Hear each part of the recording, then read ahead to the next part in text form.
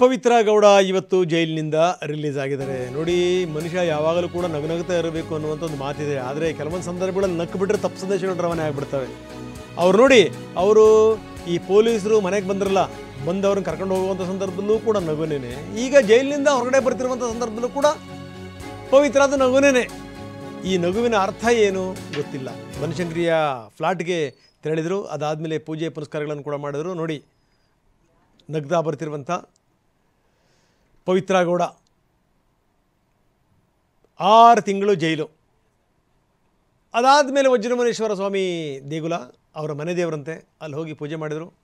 ಪೂಜೆ ಆದಮೇಲೆ ಈಡ್ಗಾಯ ಹೊಡೆದಿದ್ದಾಯಿತು, ಕುಂಬಳಕಾಯಿಯಿಂದ ದೃಷ್ಟಿ ನಿವಾರಣೆ ಮಾಡಿದ್ದಾಯಿತು, ಕುಟುಂಬದ ಹೆಸರಲ್ಲಿ ಅರ್ಚನೆ ಮಾಡಿದ್ದಾಯಿತು, ಇನ್ನು ದರ್ಶನ್ ಹೆಸರಲ್ಲೂ ಕೂಡ ಅರ್ಚನೆ ಮಾಡಿದ್ದಾಯಿತು.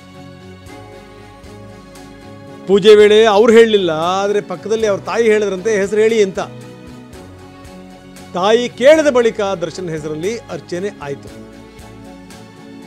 ದರ್ಶನ್ ಹೆಸರು ಕೂಡ ಹೇಳು ಅಂತ ತಾಯಿ ಹೇಳಿದ್ರು. ತಾಯಿ ಕೇಳಿದ್ದಕ್ಕೆ ಪವಿತ್ರ ಗೌಡ ಹೂ ಅಂದ್ರಂತೆ. ಅದಾದ್ಮೇಲೆ ದರ್ಶನ್ ಹೆಸರಲ್ಲೂ ಕೂಡ ಅರ್ಚನೆ ಆಯಿತು.